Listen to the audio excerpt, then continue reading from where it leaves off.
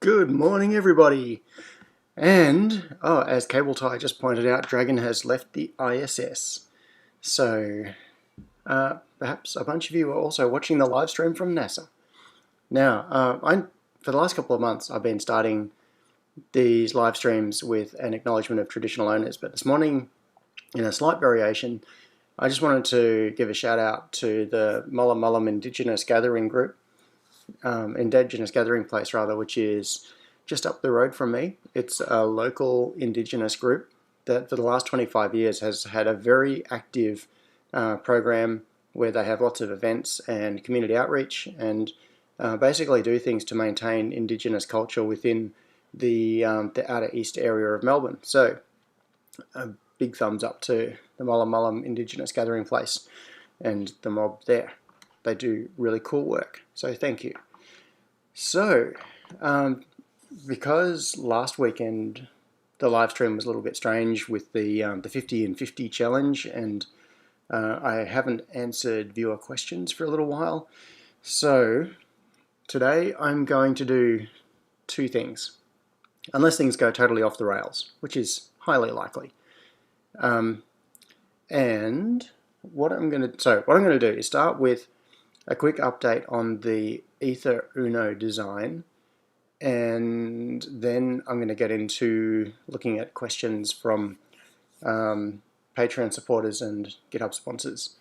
So, and also, for those of you that saw the Internet of Party Poppers last week, I've just been doing a bit of cleaning up on this because the original for this I hacked together in a couple of hours the evening before and the morning of the live stream. So it's now got a Raspberry Pi Zero W properly mounted on here. I've 3D printed a little XT60 connector mount, so one power lead comes in and that powers everything. There's a voltage regulator over here, so it's a much more self-contained little popper device now. And the reason I've bothered hacking around and improving that is squirrel. Yes, I know, Scott. This is not one of the two things I was going to talk about. The reason I'm hacking around on this is that in the very early hours tomorrow morning, I'm going to be on the MakerCast, which is being hosted this month on Brian Locke's channel. In fact, I will chuck this in. So what I'm going to do is use the Internet of Party Poppers to try to raise some money for Brian's channel. So I'm just going to put this into the chat. If you so that is the MakerCast live stream, which is coming up, and Sion Unexpected Maker is also going to be on it. Also Adam W, Arturo, and Dave Darko, of course, with Brian hosting it. So then the other thing I was going to bring up is an interesting little blog post that Brian did since he's hosting the MakerCast, and I was just looking at his blog. He did a blog post, when was it? August 1st. So yeah, yesterday. That was all about the cost and sacrifices of doing maker projects. He spends a lot of time talking about the cost on the impact on his family of the time that he spends doing things and how much goes into creating something and then making it available for sale, and the treadmill that he gets on in order to be able to fulfill Tindy orders and all of that sort of thing. So that blog post I've just put into the chat as well. So if anybody wants to go and check that out, that would be cool. And I know that Sion has also had the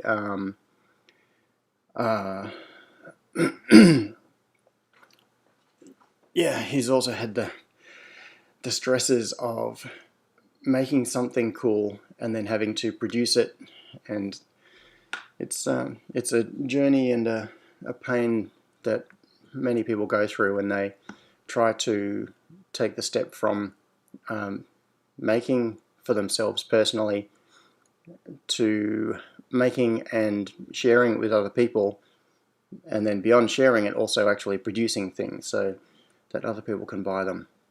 It's not a straightforward journey. Adam said it comes straight from Big Clive and then to SuperHouse. So Big Clive must have finished. It's with Big Clive streaming just before me. You know that thing when if I'm talking at a conference, like if I get a conference presentation accepted, one of the first things I do is look at who is in the other time slots, because there are certain people that you really don't want to be up against. You just think, oh no, nobody's going to come to my talk. So like if I'm looking at a conference and I see the same time slot, like Paul Fenwick or Rusty Russell or someone like that, it's like, oh well, I'll be talking to an empty room. So, all right.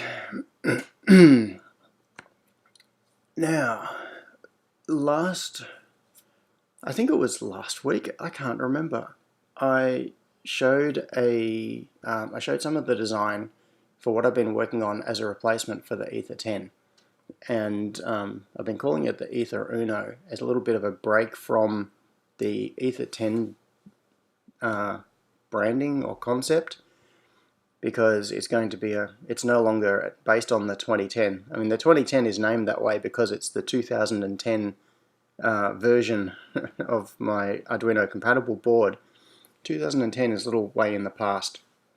So the Ether 10 was kind of a pun on Ethernet and 2010 munged together, portmanteau or whatever the term is. So I've been struggling with the design of the Ether Uno, and in particular with the choice of Ethernet chipset. Over the last week, I've gone through a whole bunch of this on the Discord. There have been some long discussions about it, and people have had some different perspectives on it, which has been really cool. Oh, Andy said, double pun, the Kitten project, yes. So the Kitten, which is one of the projects that I showed in my 50 and 50, is a kit version of the 2010, which is why it's called the Kitten. So last Sunday, in a very strange turn of events, one of the last birthday presents I got was DHL turned up at my doorstep on Sunday late afternoon with a batch of PCBs. And this PCB is the prototype for the Ether Uno. So I assembled an Ether Uno, and this one fully works. It's a combination of an ATmega 328, so it's Uno compatible, and it has a WIZnet W6100 on it, which is the newest of the WIZnet series of chips. Now, when I'm struggling on a design, sometimes when you're working on a project, everything falls into place and it feels like you're on a golden path. The choice of parts is obvious and everything seems to make sense. You have this concept in your head of what you want to achieve, and everything comes together and it's smooth. That did not happen with this. Sometimes when you're working on a project, it feels like you are, you're pushing through and you can't really see quite how you're going to get to the result. And what I've found is that when I'm in that sort of quandary and I'm stuck and I can't make progress, what it usually means is that I haven't yet clarified in my own head what my objectives are, or I've got multiple competing objectives and I'm having to compromise both or multiple things in order to get somewhere. And that's really what happened with this. So I had multiple competing objectives. One objective that's been in my head right from the start is that I wanted it to work out of the box with the Arduino IDE. And that imposes certain limitations. I don't want people to have to install a custom library for the drivers, and I don't want people to have to install a custom board profile, because both of those are barriers to beginners in particular, but anyone that just wants to get started easily. Like if you buy a board, okay, here's one. Here's an Ether 10 that this one's actually missing a bunch of parts because I scavenged them to put onto the other prototype. But the Ether 10 was very specifically designed to use the same processor as the Uno. It used the same Ethernet chipset as, at the time, the official Arduino Ethernet shield, which had a WIZnet W5100 on it. So electrically, the circuit for this is almost the same as if you took an Arduino Uno, an Arduino Ethernet shield, you jam them together, and then you go bonk, and you stick them onto a single PCB. So if you plug this in to your computer, the Arduino IDE just sees it as an Uno with an Ethernet shield. Now that means the out-of-the-box experience is really smooth. The problem is that I have been trying to maintain that experience and not put any barriers in front of users with the Ether Uno, while also taking advantage of some of the newer features of things like the WIZnet W6100, which has IPv6 support. Now the problem is the Arduino team will not include support in the IDE for any hardware that they don't sell. So if they can't make money out of it, they won't include it. You can obviously install third-party board profiles, you can install custom libraries through the library manager, and the fact that the IDE supports that is fantastic. If you've got custom libraries available in the boards manager, it's a fairly simple process. You can give people instructions to say, click here through the menu, select this, search for my library, click install, and it's a couple of minutes and some screenshots, and you can explain how to do that. It's still an extra barrier. It's not as smooth as just using the built-in board profiles, but it's not too much of a barrier.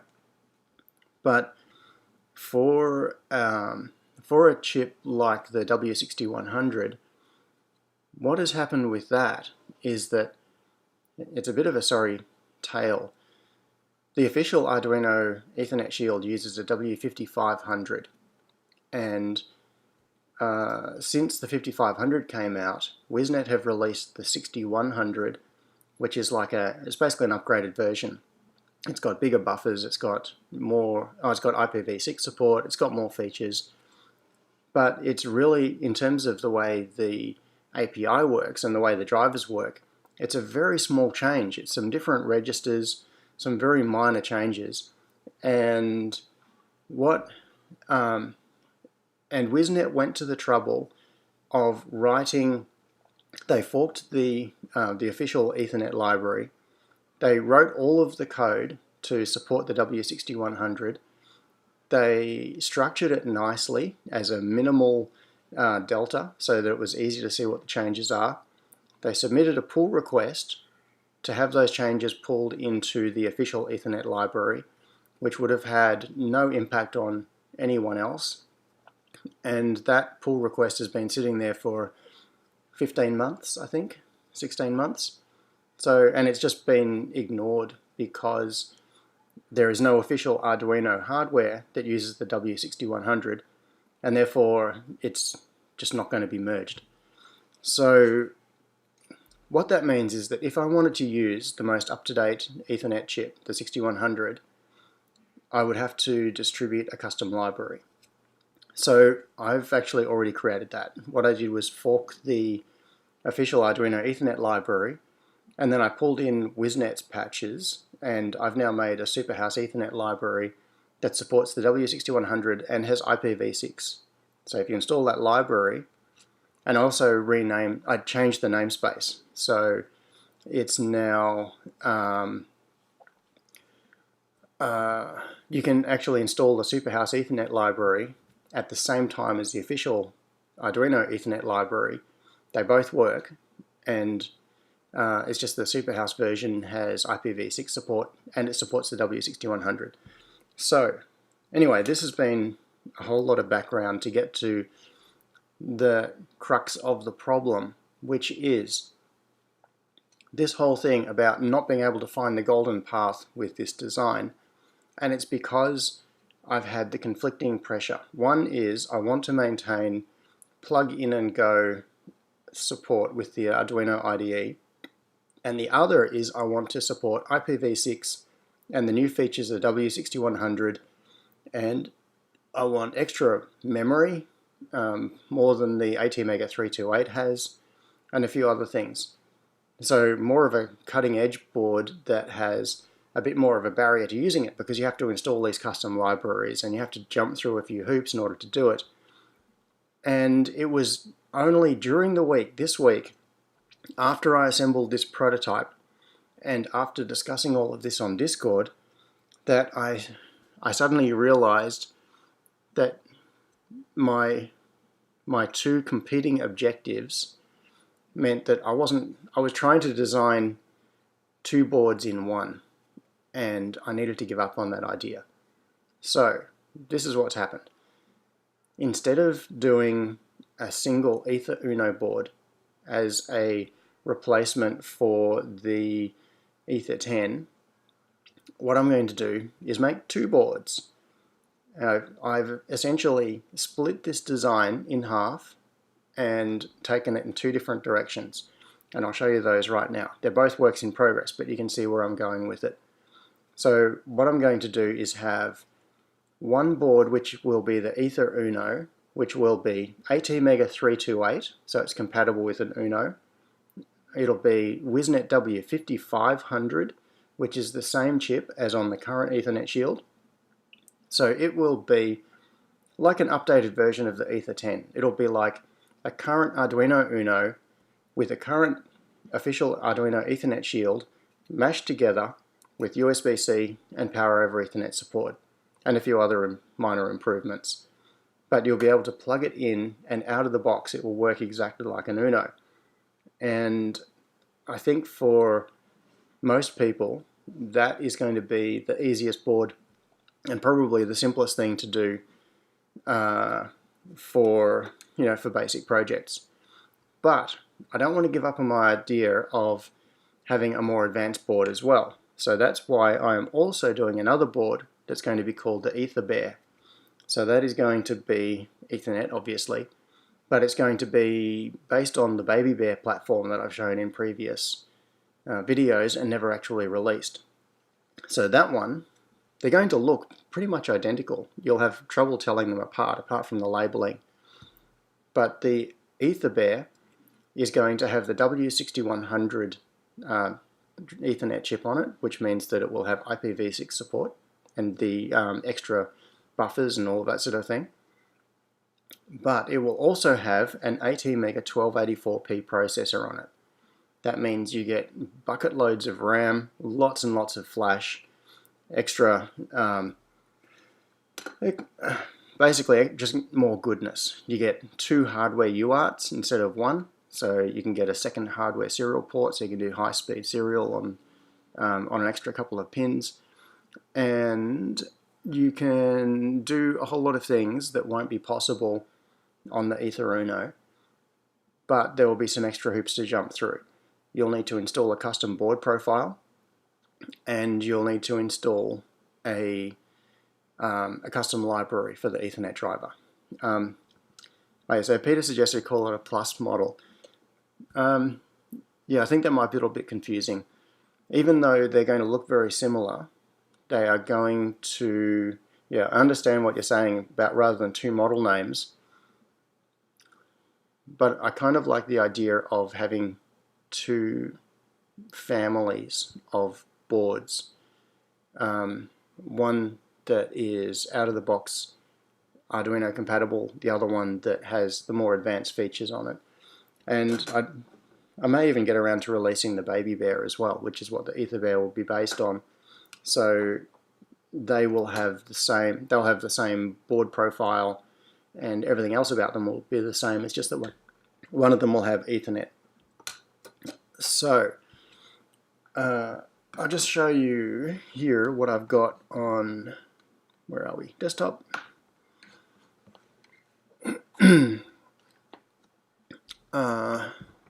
This one is the Ether Uno. So what you'll see is that because essentially what I've done is forked my own design.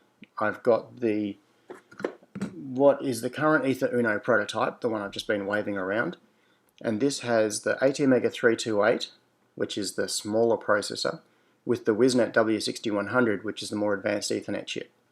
So it's a in the middle design. It doesn't really take advantage of things, but it has the barriers. So it's got like the worst of both worlds. So this design, you can see that what I'm doing here is it's got the ATmega 328, but in the middle I've been reworking it to use the WISnet W5500. And if we have a look at the schematic, oops, where are we? Here. So USB to serial is done using the 16U2. Oh, and that's the other difference, is in order to keep this as close as possible to being an Uno plus Ethernet shield, I'm sticking with the ATmega 16U2 for USB to serial on this one. So we've got the 16U2 as the USB to serial converter. We've got an ATmega 328P as the microcontroller. And on the PCB, you can see that that's all routed. It's done. There are some minor track changes and things to make, but that's pretty well done. But if we go, and you can see all the power supply stuff is done. That's not a big deal. And down here we've got the WISnet W5500. So I still have a little bit of cleanup in the schematic to do. Still some stuff hanging off on the side here. But the schematic is pretty close to done.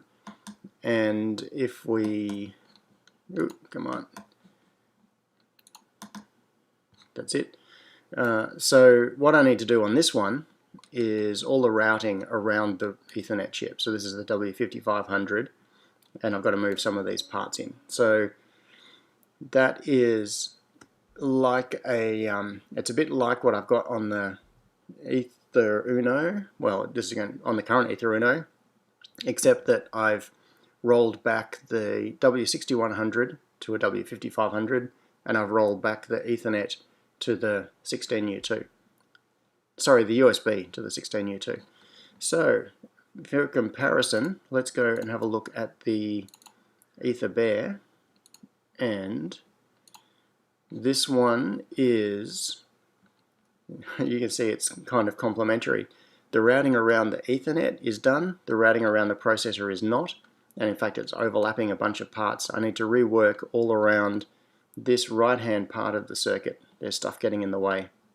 What this is basically the ATmega 328 ripped out and an ATmega 1284P just plonked in the same place, but the 1284P is physically bigger. So with this one, I'll jump to the schematic on this.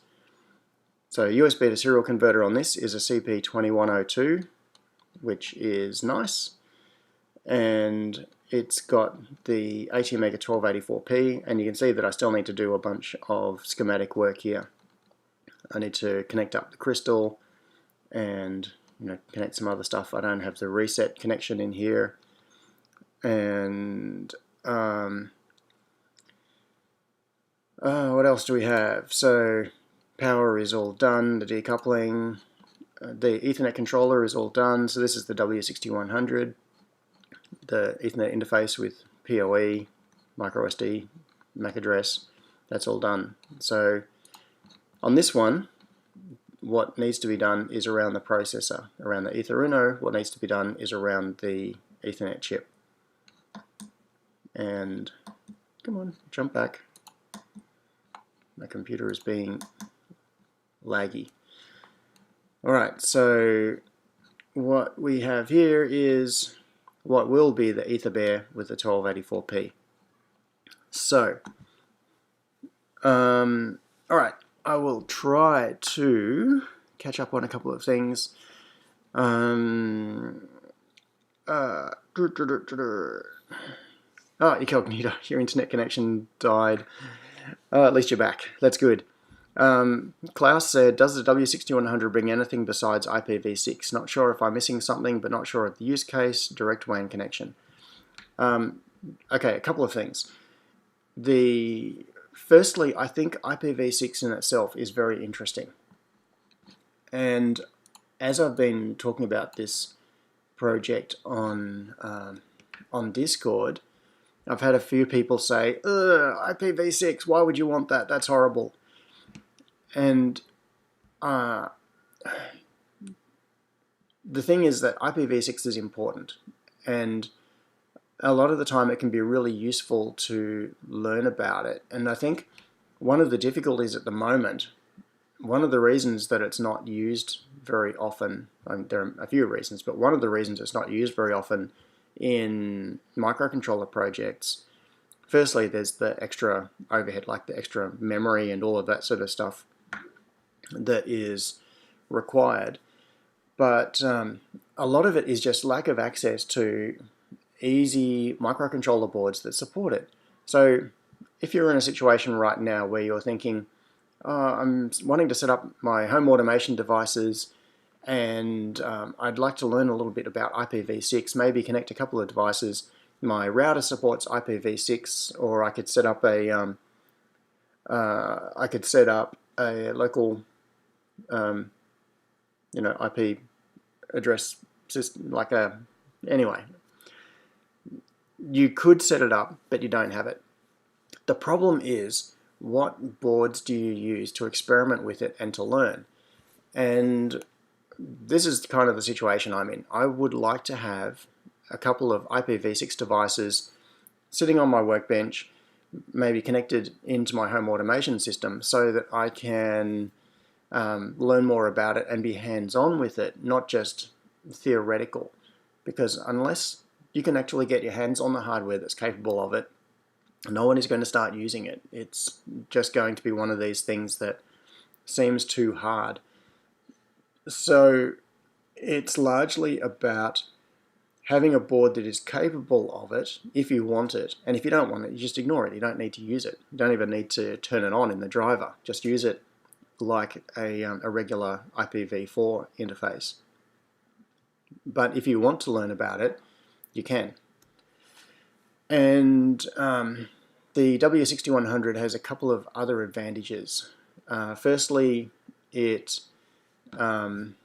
re-implements, so that one of the limitations of the W5500 is that it doesn't do auto sensing of the port orientation. So if you, for younger viewers, you may not remember this so much, but in the early days of Ethernet, like we're talking back in 10BASE-T Ethernet days, it was normal to have to use a crossover cable to swap the TX and RX pairs if you're connecting two devices together directly and not going through an Ethernet switch.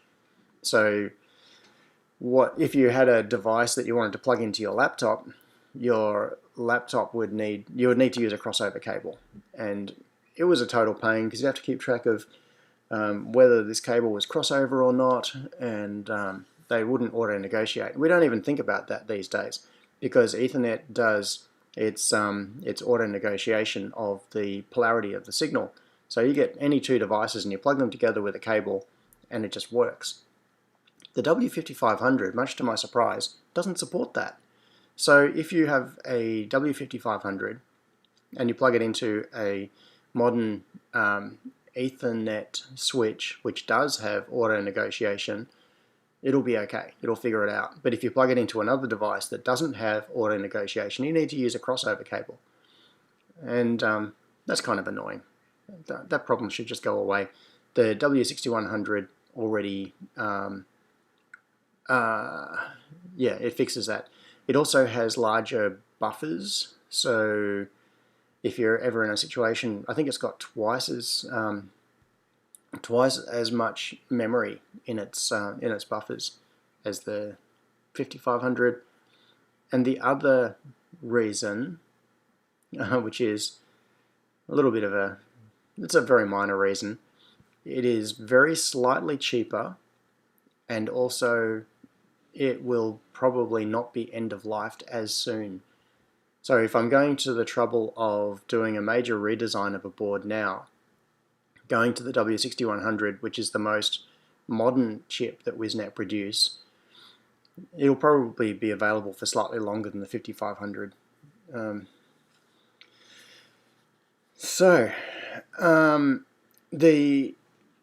of the issues, so what happened with this particular board, and I know I'm still small screen, I'm leaving this big, that doesn't matter. You can't see any detail on this. This prototype that I assembled during the week, which has got the ATmega 328 and the W6100 on it, what I discovered is that I cannot run IPv6 on this board because the 328 doesn't have enough memory to support it. But by going to the ATmega 1284p, which is what you see on your screen right now, it will have plenty of memory. And that is the tale of how one board became two. So one that will do the job for 99% of the time with IPv4 and a 328, and the other board that does everything the first board does, but also does IPv6, does auto port negotiation, and has lots more memory for people that want to do more complicated projects. So, Peter had a very good suggestion. Peter Kirkhoff said, I'd make an IPv6 display showing what device maps to what address. Impossible to remember for me. Yes. Yeah, DNS is much more important with IPv6. You end up relying a whole lot more on host names. Okay. This is a very interesting question from Mike O'Connor. Have the W6100 or earlier models fixed the issue of DHCP requiring a raw connection, i.e. can the chip handle a DHCP within itself? And I don't know. I can't answer that, but perhaps someone there, someone in the chat will have an answer to that. All right.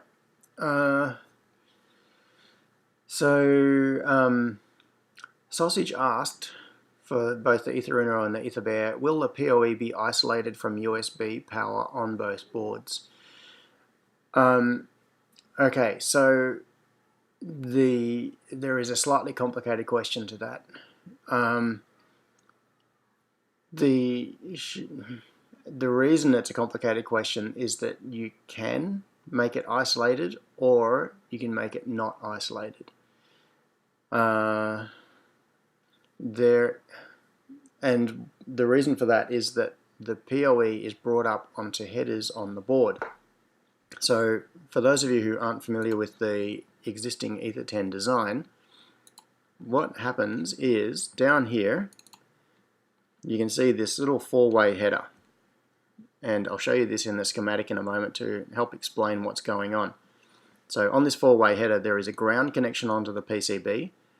There are negative and positive connections coming from the PoE magnetics in the interface, and there is a VIN connection which goes into the onboard regulator on the board. So what this does is externalize the PoE support to some extent. So the board already has the little transformers built into the RJ45 socket, but then it brings those power connections out to this header, and it allows you to implement that in different ways.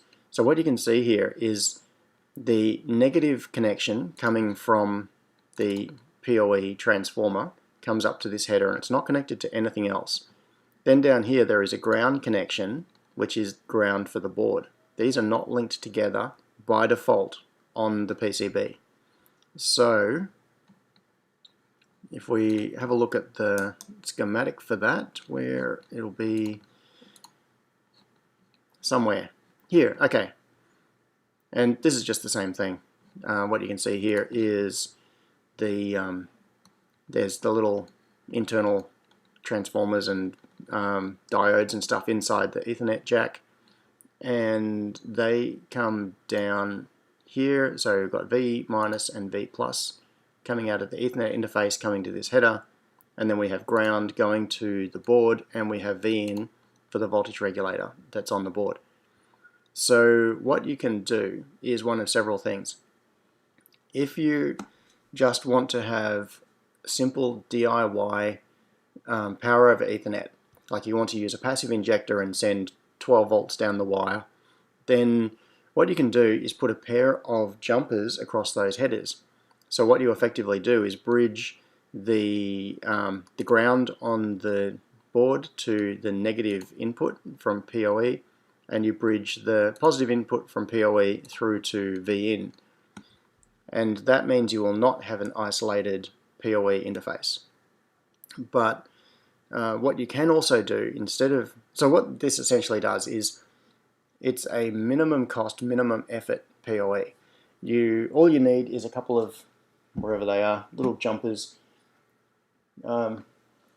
Here's a bit of a, oh no, basically you just need the typical little pin header jumpers, and if you put two of them onto that header, you have linked the PoE through to the voltage regulator on the board.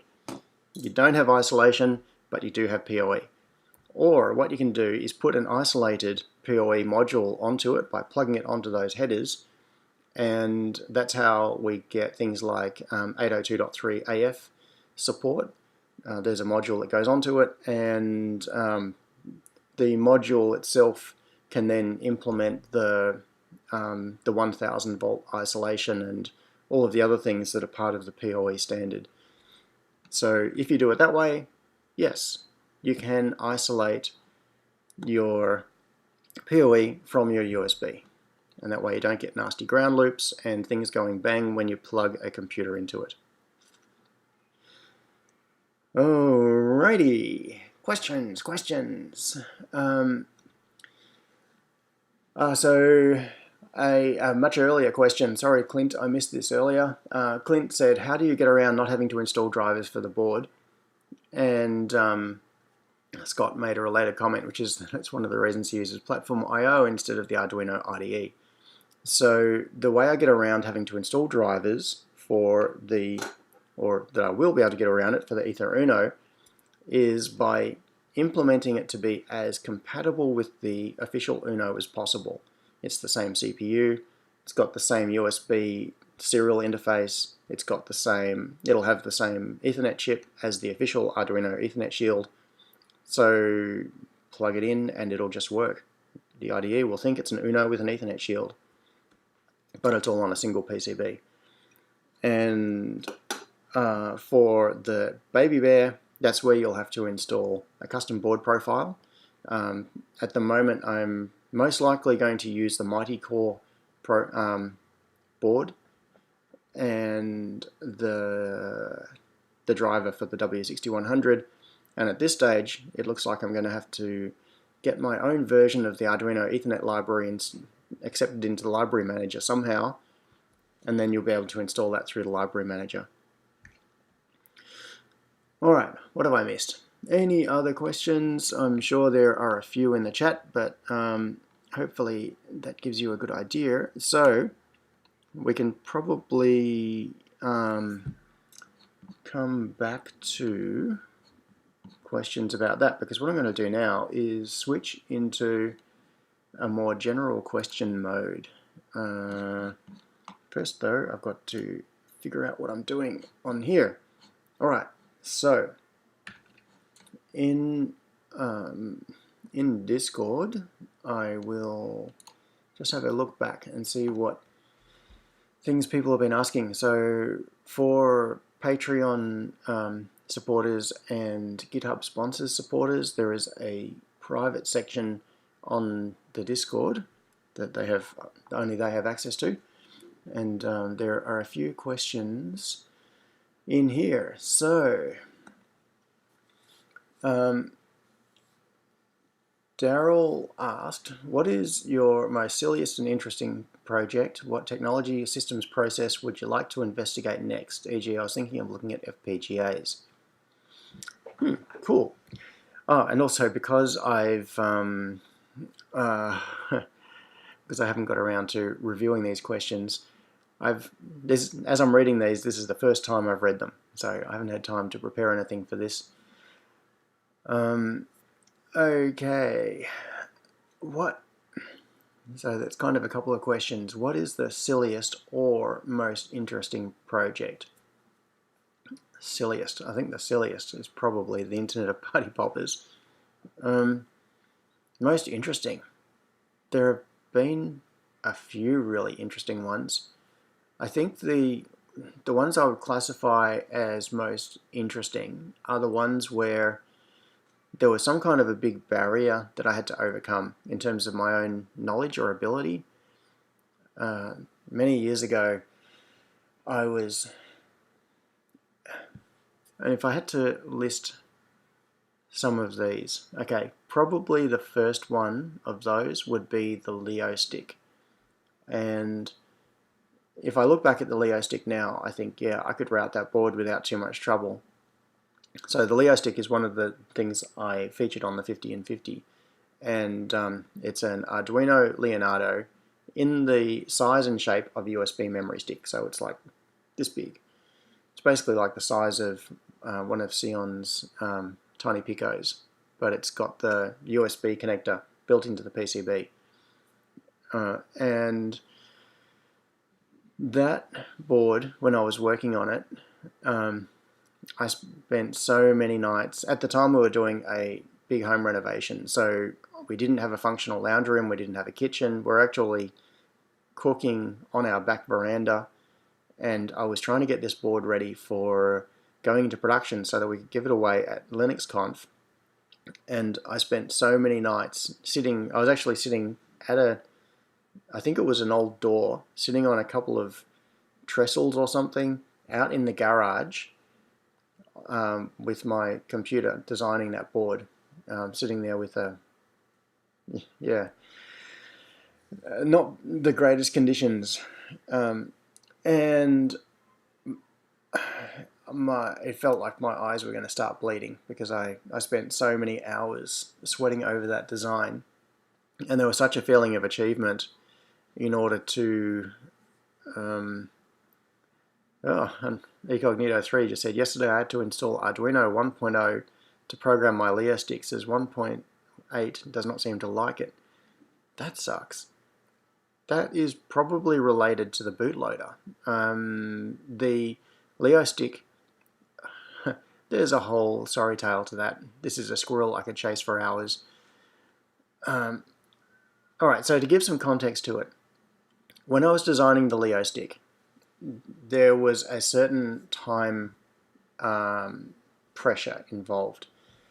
It's because the LinuxConf conference was coming up. It was in January this one was in Ballarat, and we wanted this board to be able to give it away. So we needed to produce like 600 of them and give one away to everybody in the conference. And what happened was that the Arduino team had just announced the Leonardo. The Leonardo wasn't actually available yet. What had happened was that I think it was Massimo had stood up at an event and said, we're now announcing the Leonardo, here it is, and he held it up and people took pictures of it with him holding it. There was no design released, there was no information about it. It was just, this is going to be based on the ATmega 328, the ATmega 32U4. It integrates USB, and it's going to be out soon. You couldn't actually buy them yet. No one had one in their hands except the Arduino core team. And I had this deadline to work on. So what I did was, and I wanted to build the Leo stick so that it would be compatible with the Leonardo, but it would be in the memory stick form factor. So what I did, I wonder if I've got a Leo stick here. I probably do. I could wave one around at the camera. There must be one up here somewhere. I know I've got like 100 of them sitting in the garage in a box, but I should have one nearby. Maybe. I don't know. Oh, yes, there's one. Just sitting up on the top of the bench. So this is a Leo stick actually with a prototyping shield on top and an OLED. So this one, when I plug it into a USB port, I can display messages on it. But if I take that little shield off it, that is the can't focus. That is a Leo stick. So it's a single PCB, which is both the Leonardo with all the headers on it, and the USB thing is incorporated into it. So the point of the story was, I needed to design this board in time to get it into production before the before LinuxConf, but it was impossible to get hold of the original Leonardo or the design files. They hadn't been published. So what I did was I tracked down every photo that I could find that had been taken at that event of Mastermo holding up this PCB, and I zoomed in on it like crazy, and I used Photoshop to adjust contrast and everything, and I literally traced the tracks on the PCB to try to figure out what the pinout was. This was the major question, was which pins on the 32U4 were being used for the different pins on the header. Some things like SPI are reasonably obvious because they're hardware within the microcontroller, but most of the others weren't obvious at all. And so what I did was start with, I knew what the headers were because I could see it in the photo. I had the data sheet for the processor. I could map some of the pins fairly trivially because I knew what SCL and SDA would be. I knew the power pins, I knew some basic stuff, and then I had to fill in all the blanks. And some traces on the PCB I could follow, like looking at these blown up photos taken of the prototype being waved around at a show, and I could trace along the track and say, oh yeah, that particular pin on the chip definitely goes to that I/O pin.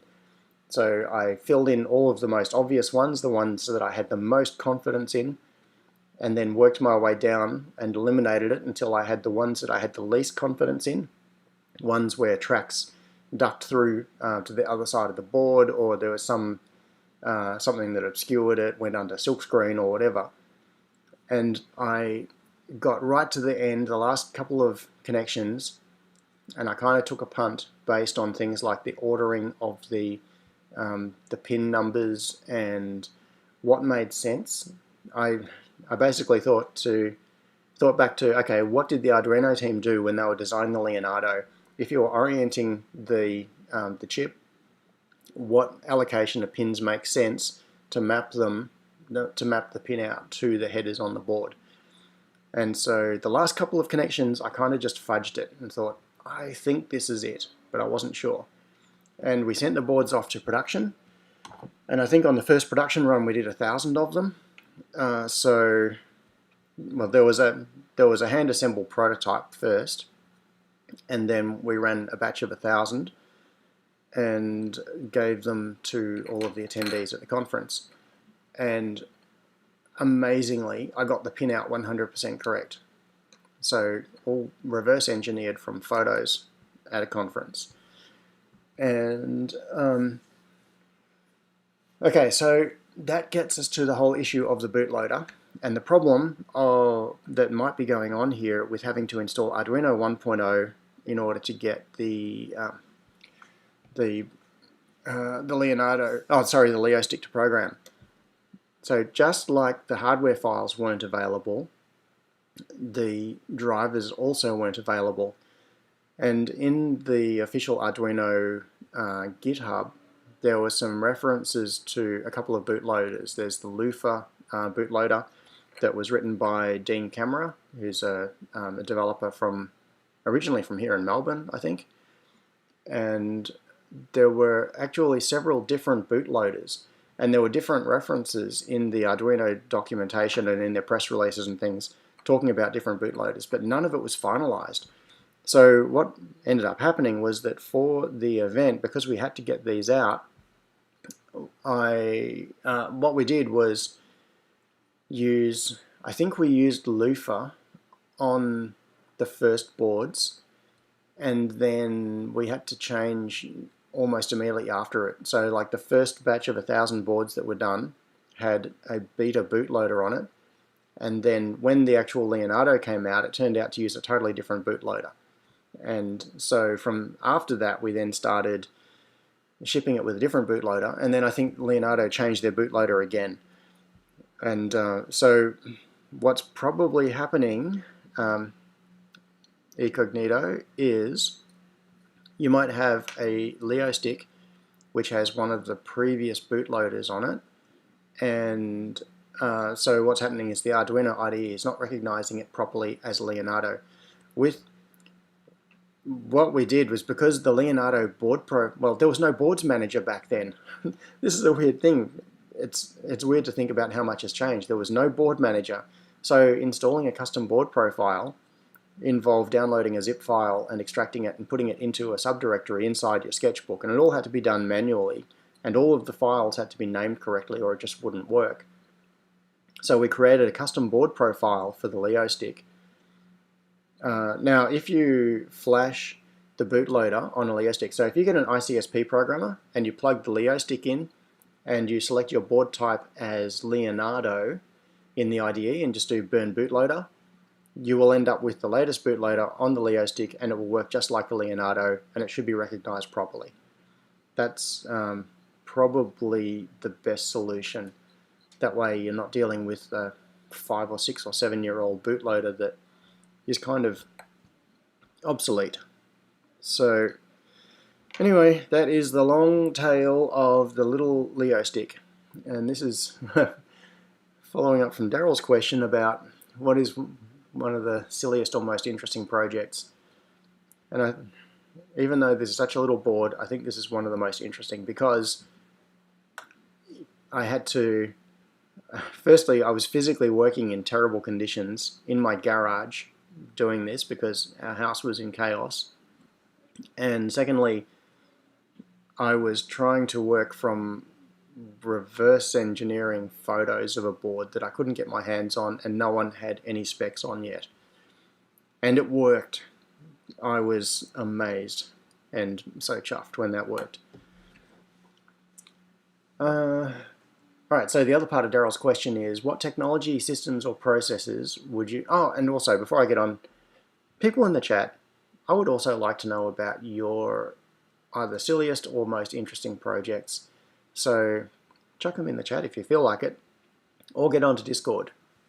These sorts of things are always good discussion topics for Discord. So the other part of the question is, what technology, systems and processes would you like to investigate next? E.g., I was thinking of looking at FPGAs. Yeah, FPGAs would be a really good topic, Daryl, but for me personally, I've got a couple of FPGA dev boards here and I've never really got into it. It's one of those topics that it's probably seemed a little bit daunting, and if I was going to start doing anything with it, it would be purely for interest's sake. Right now, I don't actually have a project that I would think that needs to be solved with an FPGA. So it'd be just investigating a technology for the sake of investigating it. And there's nothing wrong with that. That in itself could be very interesting. And the thing is that once you start getting into a new technology, like FPGAs, you'll start seeing opportunities to use it that you wouldn't have seen before. And I might be missing out on things by not getting into that. But I've bought a couple of FPGA dev boards over the years, and then they've ended up sitting just in a box. I've never even plugged them in and used them. I haven't got to the point of setting up the software toolchain or anything like that. And so for me personally, probably not FPGAs, but what I would like to investigate next.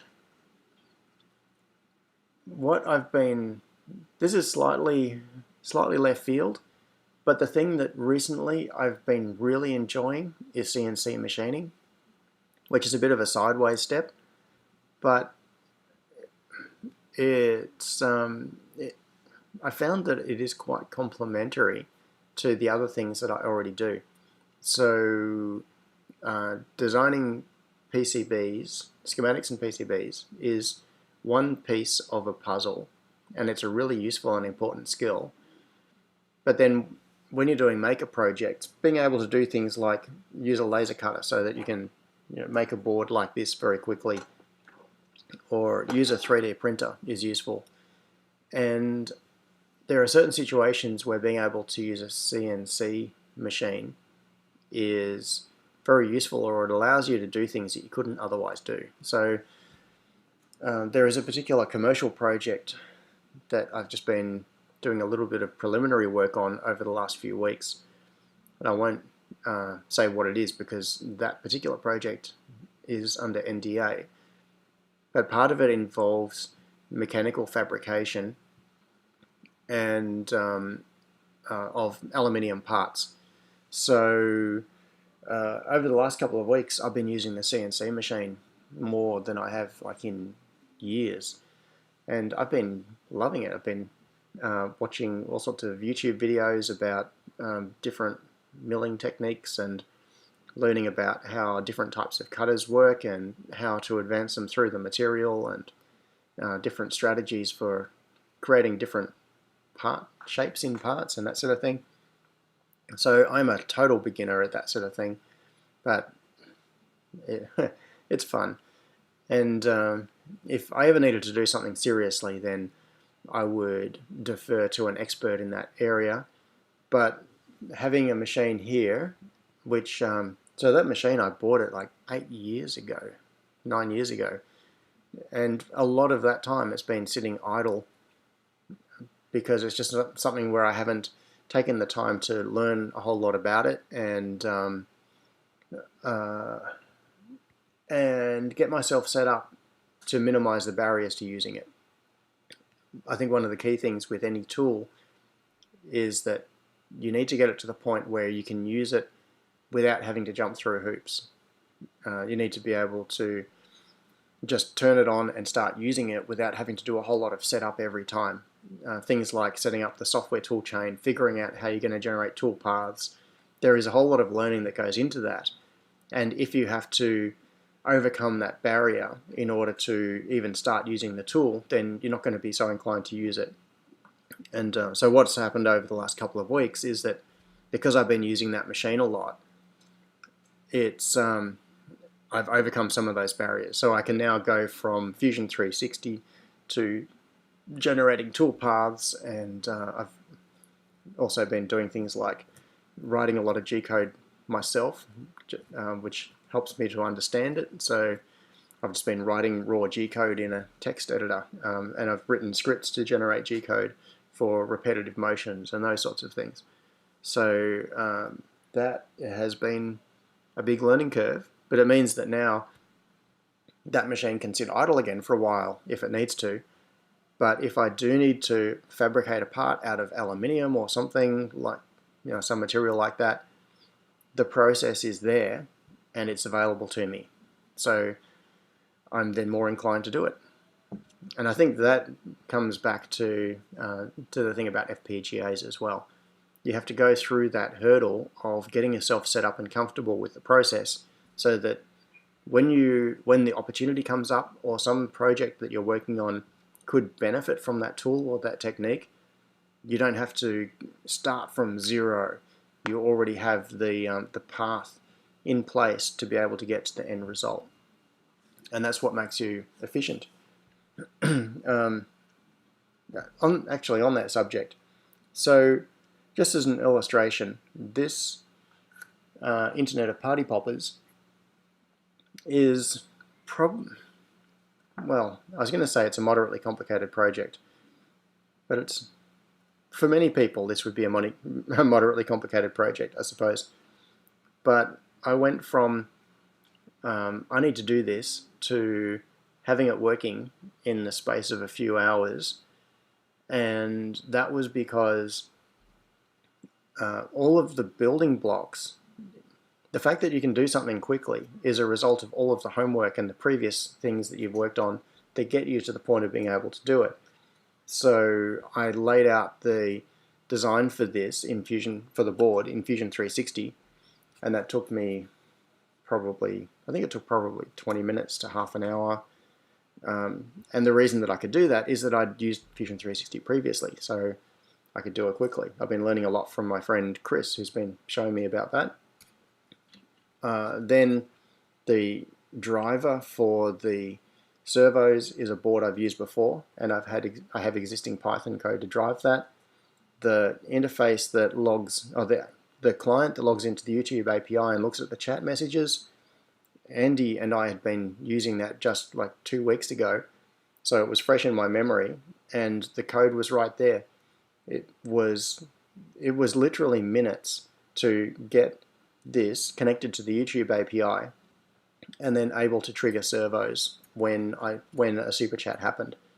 But that only happened because I had previously used that particular driver library. Having the Raspberry Pi ready to go, and Raspbian, because I've already done projects with that. All of the different parts of this come about because the building blocks are things that I've used before and I'm familiar with. So when the time comes, I can say, I need to use that, and that, and pull them all together, and then you can very quickly get to an end result. But if I hadn't done any of those things before, if I had never done laser cutting before, if I had never used a Raspberry Pi before, if I'd never driven servos with one of the PCA 9685s before, then each one of those little things... Thanks, James. No, it's not alive right now. I don't have it primed up. But thanks, James, anyway. So if any one of those parts of the process were something I hadn't done before, I could have I could have burned hours and hours just mashing against one particular problem and not got to the end result so quickly. So, yeah. One of the reasons, yeah, well, thanks, James, and I'm sorry that nothing came of your donation there, but I really appreciate it anyway. Okay, so, okay, a comment from a couple of people, Andrew and Adam, ML, machine learning. Yes, I think that has got to be one of the most important areas of technology to understand right now. And I am really super lucky that my good friend Andy, it works in that field, and I have an expert that I can talk to, and he can set me straight on my concepts of how things work. So yeah, machine learning. That is a really big one.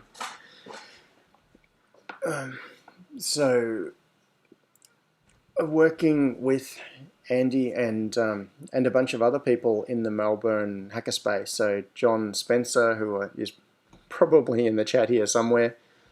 He comes along most Sunday mornings. And Pancake Legend, who I see is here in the chat. A few other people. We worked on the Dingo Car project for LCA, which was a self-driving model, but basically like an RC car converted to be self-driving, like a donkey car style thing, using machine learning. So you have a Raspberry Pi on it with a camera, manually drive it around a track a bunch of times to gather data, and then you get the system to learn. Andy in the chat just said, correction, I hang out with real machine learning experts. So, no, don't undersell yourself, Andy. So then you take the training data and you teach the system how to drive the car itself. So it processes it, it generates the model, and the model then gets loaded back into the car, and then you tell it to drive itself. And the idea is that hopefully the car can drive around the track without any human intervention, just by processing the live video feed from the camera. Anyway, projects like that are really interesting. And I've said this before on the on the live stream, and in some ways it's an idea that is kind of creepy, but it's interesting, which is that over the last couple of years, one thing I've realized is that a whole lot of sensing projects or sensing difficulties can be overcome by just pointing a camera at something. And so the classic thing is occupancy detection. If you have a room in your home automation system, you want to know if someone is in the room. If you use something like a passive infrared motion detector and they sit down in a chair and don't move, then you can no longer detect them, and after a few minutes the lights turn out, and it's really annoying. I've got that problem myself. Not in this room, because I've turned this to, like, I override it and I just turn the lights on manually.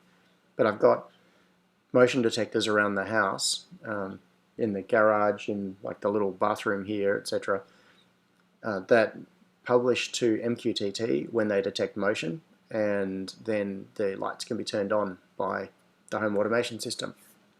But if you sit still, the lights turn off. So occupancy detection or presence detection, which are two different things, I won't get into that right now.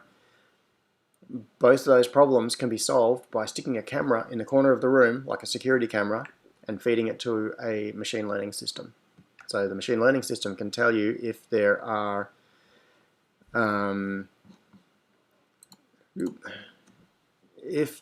people in the room, and it can probably tell you who the people are because it can do face recognition, even if they are lying on the couch asleep in front of the TV and not moving. Now that obviously is very creepy. It introduces some real privacy concerns, and the whole idea that you could be just in the house going around and doing your day-to-day tasks, and there is a machine learning system watching you through a camera, that freaks people out. A lot of people are freaked out enough by the idea of having voice assistants with a microphone in the room. If there was a camera that was actually pointing inside, like in the room in your house, and it was constantly doing processing and deciding what to do, that is like a whole extra level of creepiness. But that caveat aside, there are a whole lot of problems that can be solved just with a camera and a bit of machine learning. Like if you think about almost any sensing problem, they can largely be solved with a camera and machine learning. So that is a really interesting field, and it's something that I think it's definitely worth learning a whole lot more about. And by hanging out with smart people like Andy, I am starting to pick up just the most fundamental basics of it. Not enough to do anything useful myself, but enough to have some concept of its capabilities and what can be done with it. So, all right.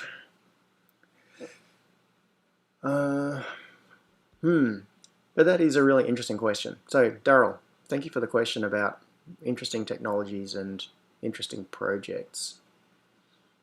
And James O had a question, which is, what is the next dream addition to your smart home?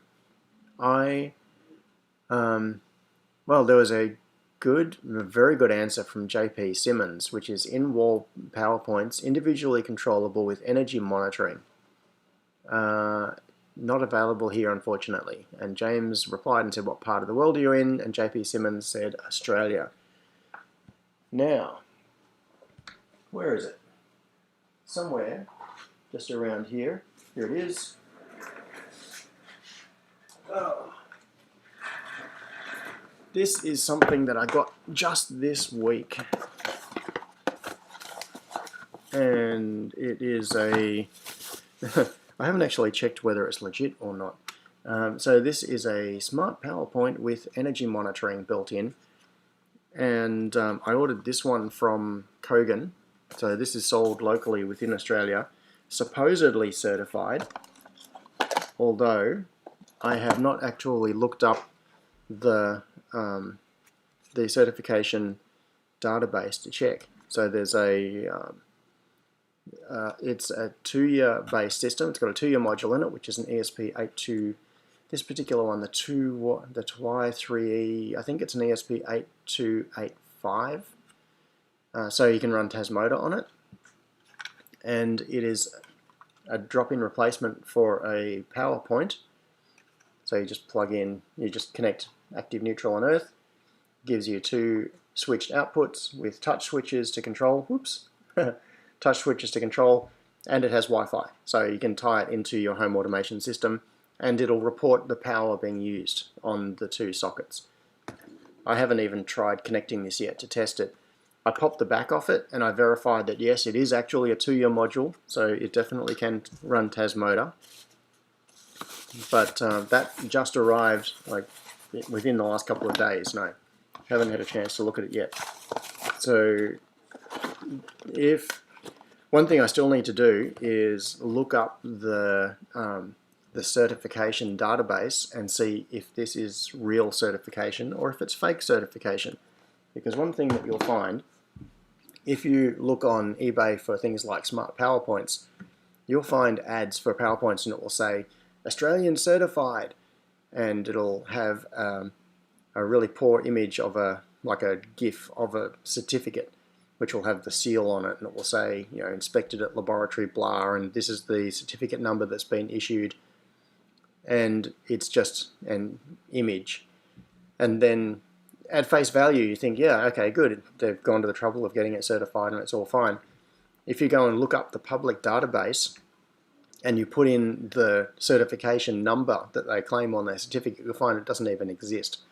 So people are just making up fake certificates, putting them on their ads and claiming they are certified. And then an end consumer, in good faith, most people don't even know that certification is a thing. If you ask them, are your appliances certified, they say, what's certified? What does it mean? How does it happen? For the people that do know that certification is a thing and go to the trouble of checking, does it have a certificate? And they look at the seller, and the seller provides a certificate, and you think, great. But then there's the next step beyond that, which is verifying that the certificate they've given you is real. So for these, I have not yet done that, but I need to. Dodgy asked, where is this certification website? There is, someone else can probably look this up and find it faster than I am, but there are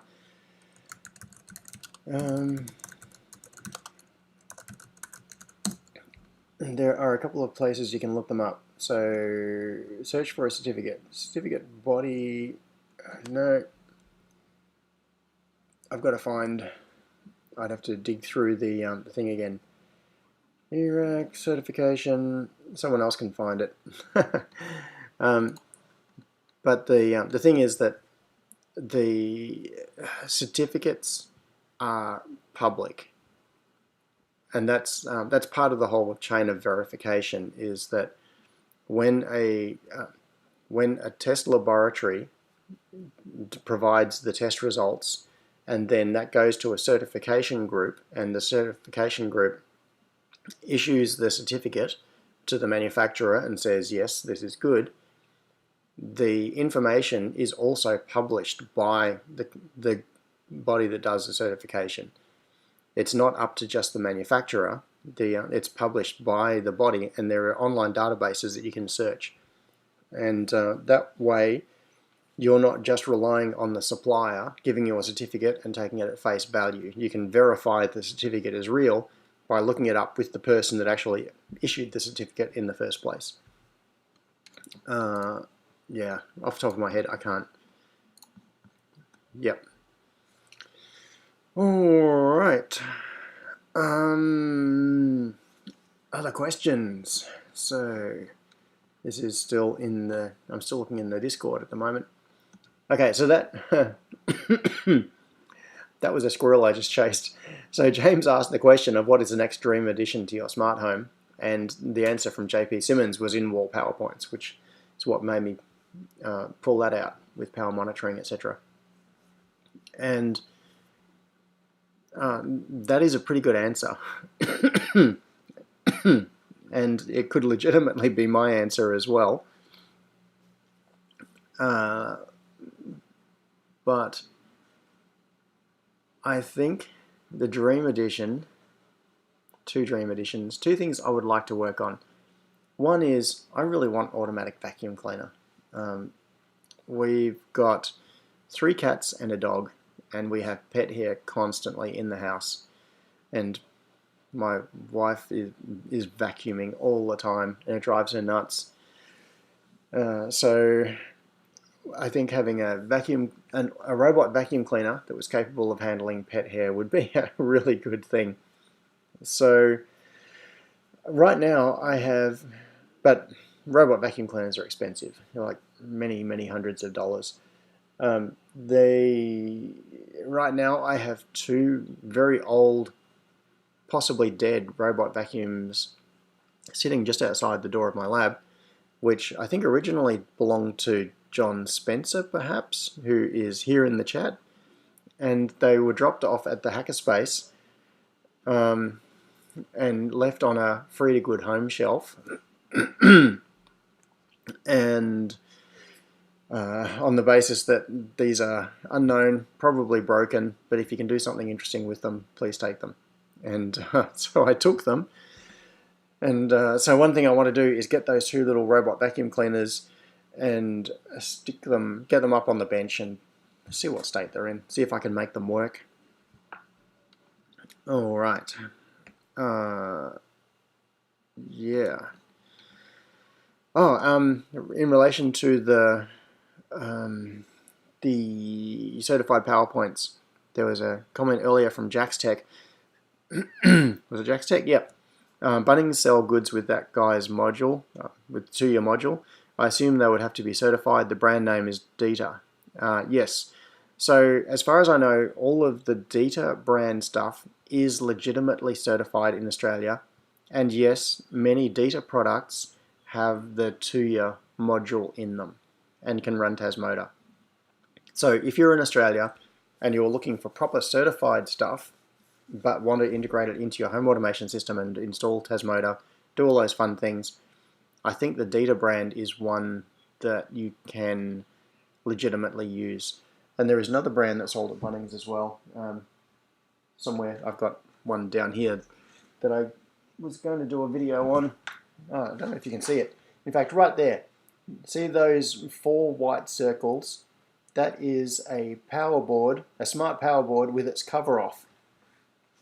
And it's sitting there because I was recording a video about it and linking it up to MQTT, and never actually finished that video, so the power board is still sitting there.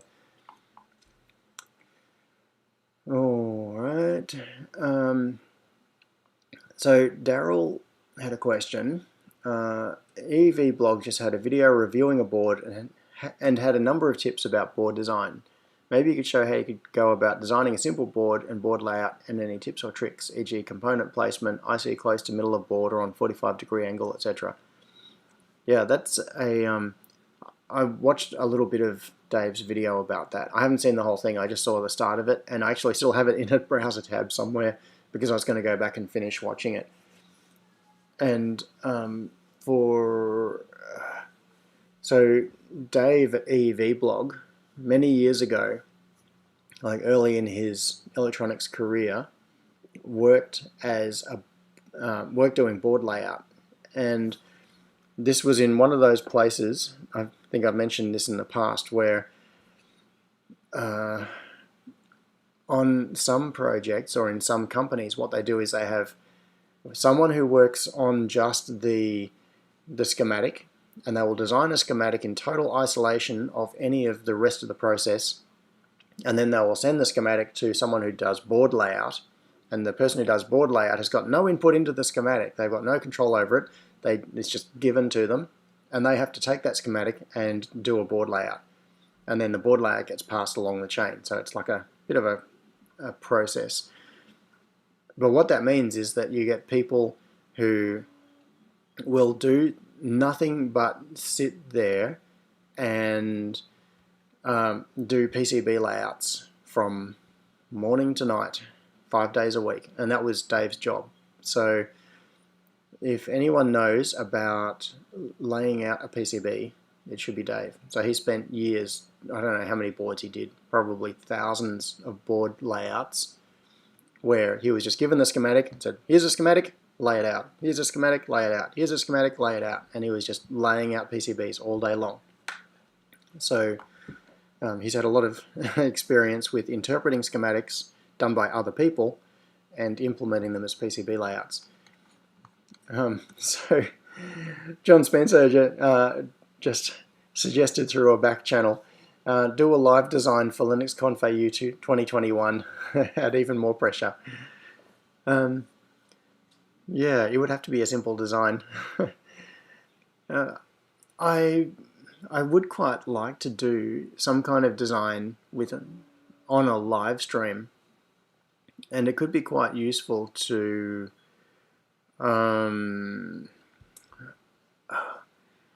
for people to see how slow it is. And I know that's a strange thing to say, but I think a lot of the time the process is hidden and what we see is the end result.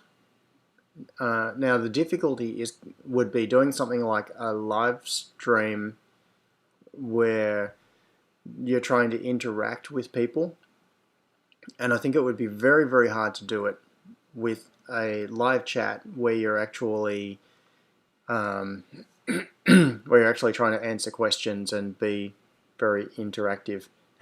Yes, so Sion just said no, live PCB design is always a disaster. Yeah, so I think what would be interesting, I don't know quite how to handle it, but doing PCB design and recording the process and maybe talking a little bit about it, maybe it wouldn't be that useful. It'll just be hours and hours of watching someone sit there, stare at the screen. I think what you would need is for the person doing it not to be distracted by a chat. So in some ways what they would need to do is like have the chat closed, like not even be able to see it, get zero feedback from anyone that's watching, but just go through the process of doing the design and talking about what's going on in their head at the time.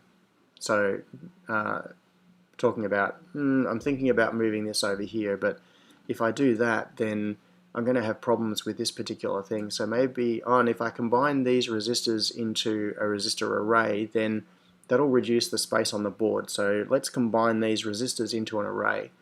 You know, those sorts of things that go through your head as you're working on it, but try to make it as close as possible to the normal process. So just capture what you go through. Yeah, I think it would be tough to pull off, but it would be interesting. And James said, just use Hollywood movie magic. Have it already laid out in another screen. Yeah, that's kind of cheating. Yeah. So, Austin's Creation said, I have quite a few PCBs that I need to design soon. I'd be happy to stream mine if I could. Well, you should. That would be great. I would love to see. Oh, Mako. Hey. I would love to see someone else doing doing more live streaming of board design.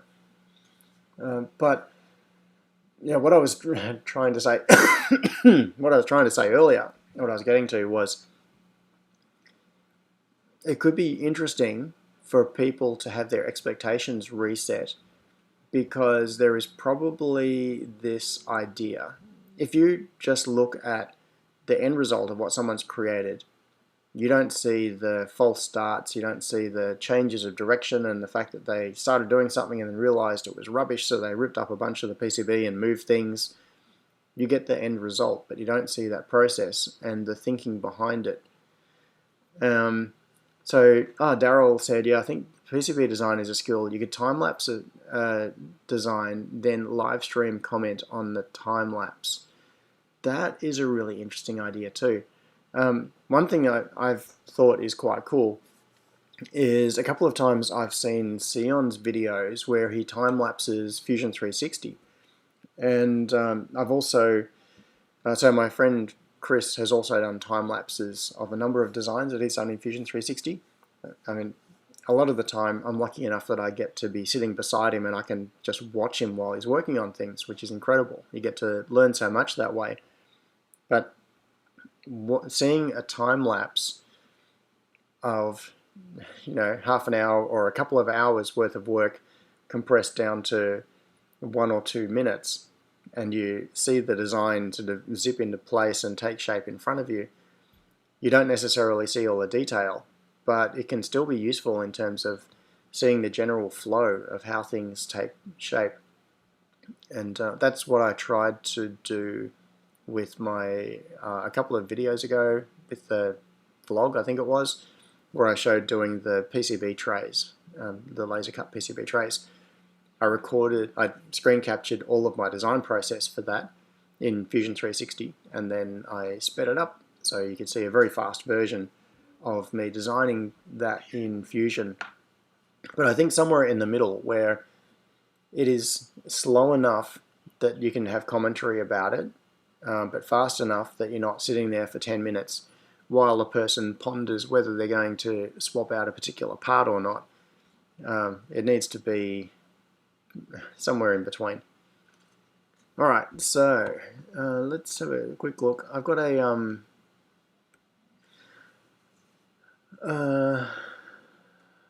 system controller issues. Let's see. Any other questions from supporters? So, also, alright, I'm going to chase a little squirrel here just for a moment. Hopefully you'll indulge me on this. And it's a subject that I feel very uncomfortable about. Why did... Sorry, I'm not sure. Okay, I'm going to hit the mute button on She Who Shall Not Be Named. So something that I have always had trouble with, and I had a quite a conversation yesterday on Discord with Guru of Nothing about this. I've had some interesting experiences recently in relation to how I value myself and the things I do. And so I suffer from imposter syndrome massively. I keep thinking someone is going to figure out that I have no clue what I'm doing. And I partly counter that by always saying I have no clue what I'm doing. I'm making all of this up as I go. And right from the time that I was little, I've had no confidence in myself or my own ability.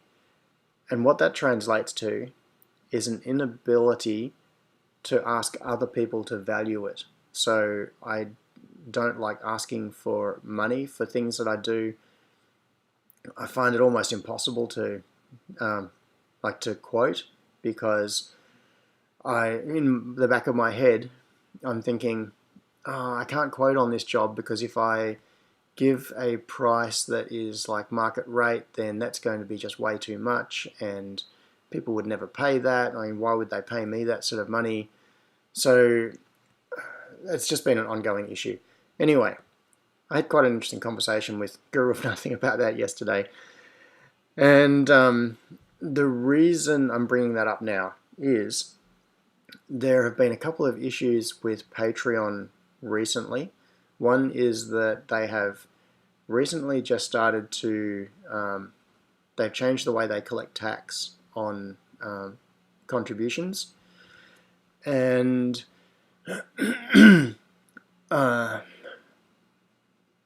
so, yeah, even I resisted setting up a Patreon profile for a very long time because I just thought, why would anybody want to contribute to, to supporting the projects I do? It didn't, in my brain, it just doesn't make any sense.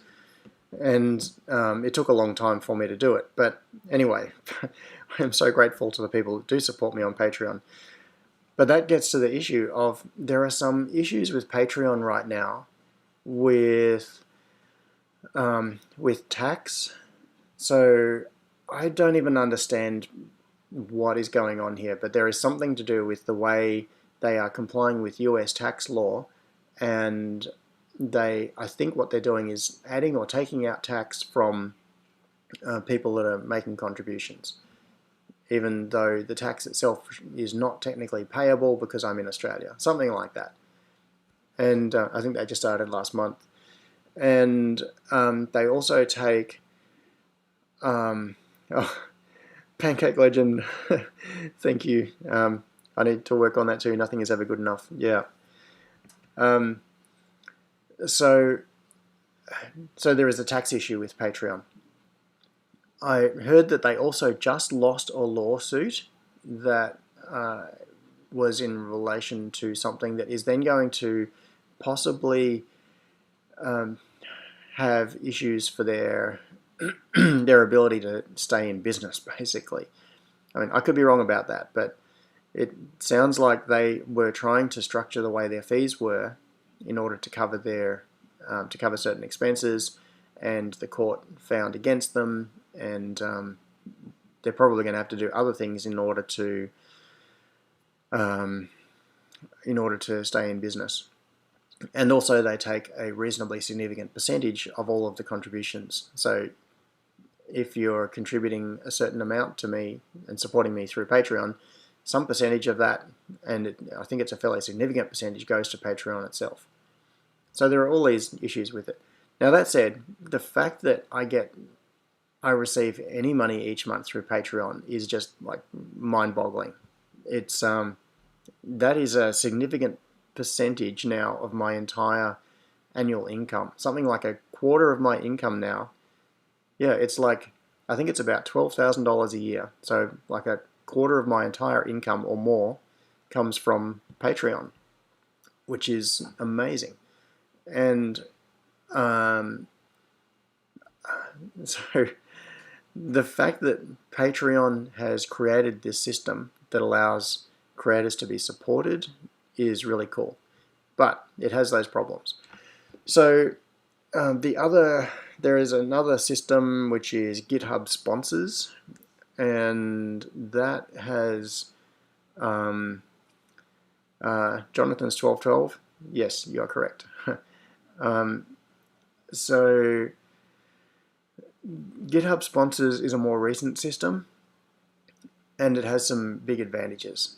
So the reason I'm bringing this up is if you are in a position to support the SuperHouse channel and you are trying to choose between using Patreon or using GitHub sponsors, my preference is for you to use GitHub sponsors.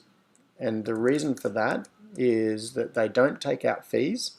It is, I'm just looking for a URL here, because GitHub is all funded by Microsoft, and they don't have to make money through this. What they do is they provide a service where they have a sponsorship mechanism.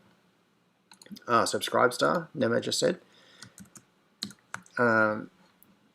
And so they don't, my understanding is if you support me through GitHub sponsors, they don't have the tax issue, they don't take out fees, and even better than that, they have a donation matching plan where they will match up to a certain amount within the first 12 months of a creator being on the system.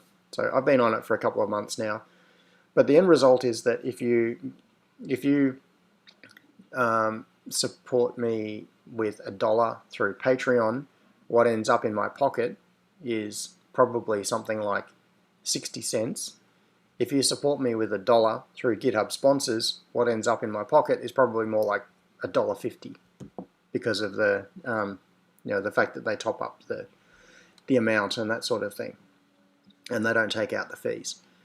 So the end result in terms of the impact is much more through GitHub sponsors than it is through Patreon for the same amount that is being contributed. So let's get off that subject because that is uncomfortable. what can I look at here? I've still got in front of me this whole time. I've had the Ether Uno and the Ether Bear designs open. But let's not get back to that. I'm going to have a quick look at the chat again. Sion, yes, we have been through many of the same issues. Yeah, and so Jonathan's 1212 earlier said remote fire monitors in the background. Yeah, so you can see a couple of robots there. They've been through a couple of iterations, and I've talked about those on previous live streams.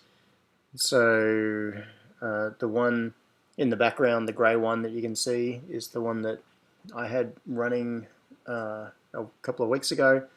The yellow one that's in front of it is the most recent prototype, which I have just connected up and I've now got running on the controller. That's a commercial project for a client called T-Rex Water Trucks, which is a really cool local company. They build trucks for that are used in mining and for roadworks and used by councils for watering nature strips and all of those sorts of things. Aaron said, what about super chats? Are they worth it? I think so. But one of the really weird things about super chats is that I only started doing them fairly recently, like only a matter of weeks ago, and I actually don't know where that money goes. I think that it might end up being added into the advertising revenue through YouTube. So what I need to do is get through like one full cycle of the YouTube advertising revenue, which it turns over, I think, on about the 17th of the month. Sion said, it gets added into regular ad rev. Yes, cool. So I thought that might be the case, but I wasn't entirely sure. And the really weird thing is that the Super Chat profile that I have uses a different email address to my YouTube ad profile, which is different again to my YouTube profile. They're all different profiles in Google. The whole Google account management stuff drives me nuts because I think it's just the way Google services are structured. Because I suppose one way to think about Google is that it's like a whole lot of, they keep buying other businesses. So a whole lot of the technology and the services and things that you get from Google were actually acqui-hires or acquisitions. So some other company has developed something and then it's been bought by Google and then they've mashed it into the Google system, and then you've got a whole user management problem. Their infrastructure for managing user profiles must be a nightmare for doing authentication across different services and things. But the end result is that my advertising, and they keep renaming services. So the money from my YouTube ads is actually done through an AdWords account, which is under a totally different profile. It's got nothing to do with my YouTube profile. And my YouTube profile as SuperHouse is not my YouTube profile for me personally, but I log in as me personally, and then when I upload it goes into the SuperHouse profile. It's horrible. Anyway, let's not get into that.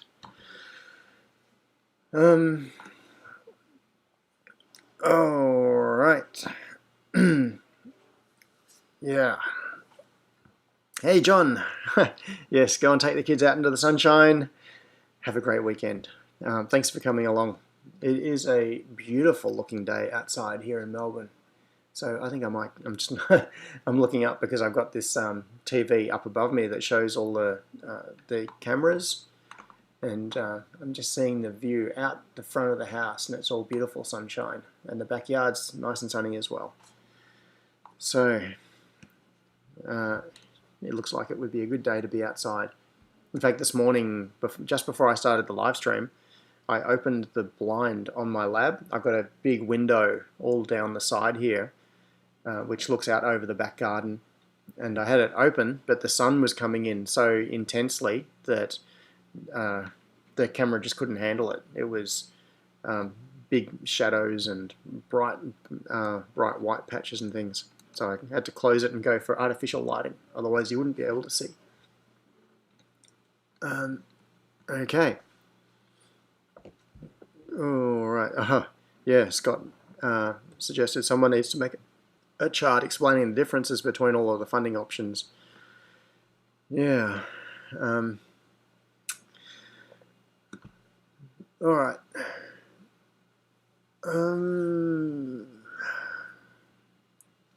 Yeah, Austin's Creations, coming back to that earlier comment about PCB design.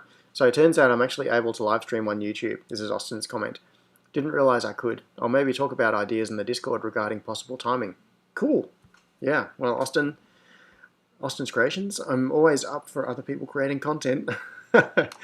It's so much easier watching other people's content than creating your own. Incognito has asked a couple of times. Sorry, I didn't answer it earlier. Have you disassembled and reverse engineered your Nespresso yet? No. I've had my Nespresso machine for a week and it's already precious to me. Yeah, it is. It's a step up, that's for sure. All right, and James just asked, this is in relation to the live streaming as well, has anyone used the Discord audio channels? I've thought about it. Yeah, Scott says never risk the coffee supply. No, so the thing is that at the moment we've got this Discord for SuperHouse, and anyone that is viewing this and is not yet on the Discord, really jump on, because it's one of my favorite places. There's always interesting discussion going on there. Lots of people talking about their projects, and excuse me, and lots of people, very smart people, ready and willing to answer questions and help sort things out. So if you want somewhere to talk about home automation topics, there is also the SuperHouse forum, which unfortunately for some reason I just don't engage with very much. I have it open on one of my screens constantly, so I see it, but I almost never post there, and I don't know why. I should go to more of an effort to do that, but unfortunately it just doesn't seem to work with the way my brain works. Whereas the live chat on Discord, I engage with a whole lot more. Where is the Discord link? Okay, I will stick that in for future reference. If anyone needs to find it, if you go to the SuperHouse site, there is a link up the top that says Discord. It takes you to a page. There is an open invitation, and I've just put the link in the chat as well. So,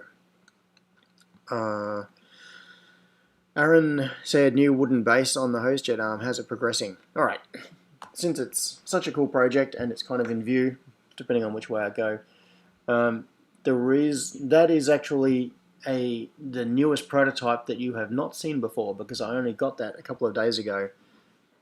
It is it's just mounted on a different base. You can see I've got to go the opposite direction.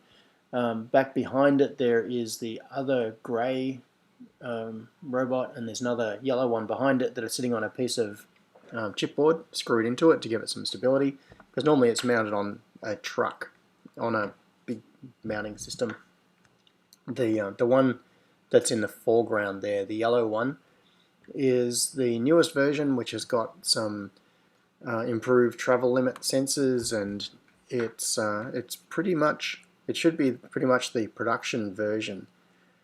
And just yesterday I fitted my controller onto it, so the controller now moves those motors, and I've just been hooking up the new travel limits on it, so it's all going very well, basically.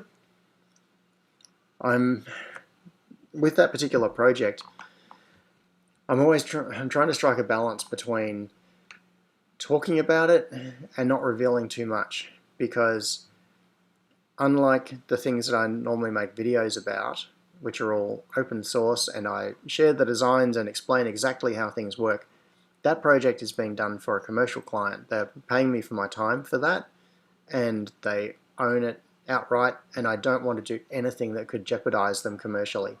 So I'm definitely not showing any of the designs of how it works.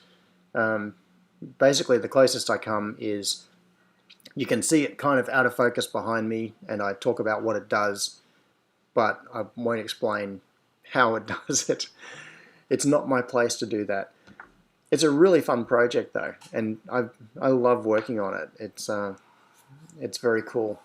It's fun to have big robots that move around, and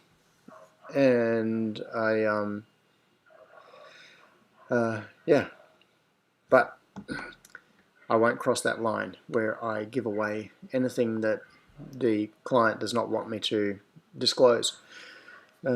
So my client Simon is he's actually very, very open about things, and for most clients they wouldn't even want visible like that. But Simon is okay with it being visible and me saying that I'm working on it.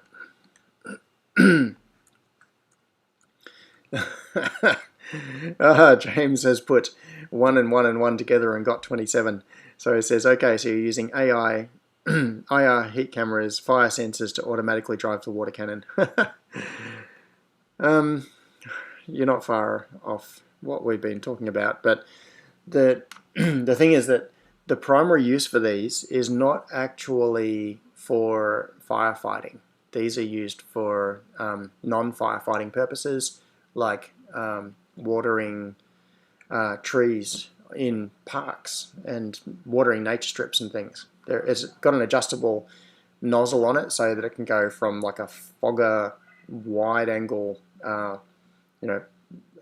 light spray to a narrow jet of water.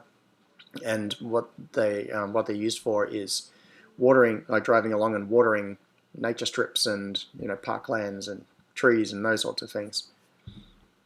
All right, so so Adam S asked a good question. What new videos do you have in the works at the moment? You mentioned a few weeks ago you wanted to do one about how you do a lighting system if you're starting from scratch. Yes. So I will get into that. I just saw James's comment. Who wants a drink from the fire hose? Yeah. Okay. So these things that will throw almost 50 liters of water. So think about 50 liters of water. That's a lot of water per second. That's not per minute. 50 liters of water per second. You do not want to drink from that. And the other way to look at it is 50 kilos of water weighs, 50 liters of water weighs 50 kilos because water weighs 1 kilo a liter. So it throws 50 kilos of water per second. Do not get in the way of the fire hose. I'm gonna risk things.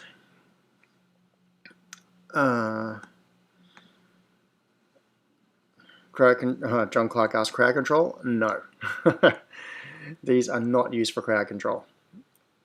All right, just quickly. Aaron asked a question about the QR codes, and someone else asked about it as well, because I think there was, some, oh yeah, that one there, that box came into view. What you can't quite see is that, now I've got to figure out where to point. Over there, sitting on top of the little parts drawers is a Raspberry Pi with a camera that is pointing across the room, looking at this part of the room. There is a whole wall of shelves there with lots of these boxes on it, and it is running OpenCV. Oh look, the focus on the camera has just screwed up, and it has done OpenCV. It uses OpenCV to detect all of these markers, and it figures out the XY coordinates, so that what it can do is tell me the location of any container on the shelf. I'm actually going to do some stuff about that in the future. I wish this camera focus would fix. Alright, I'm going to switch to, well, first I'm going to quit out of Eagle to free up some RAM on my computer and close a couple of browser tabs because I'll probably need it. And then I'm going to risk it all and open Final Cut Pro while I'm live streaming. Final Cut makes my computer struggle a little bit. And let's see, we'll switch back to desktop. And we'll wait for Final Cut to open so that we can see what things I've got working, that I've been working on. And this is pretty much what I'm going to wrap up with today, I think. So eventually, Final Cut, come on. I haven't even got the opening window yet.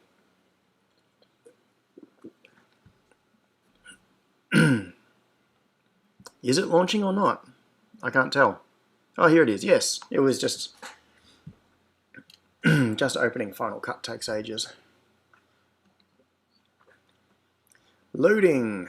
Okay, so what I've been working on, I mentioned previously that the episode 4 of the Air Quality Sensor project had been kind of stalled because it was another one of those situations where I realized that what I was trying to achieve was not necessarily the best way of going about it. So I redirected.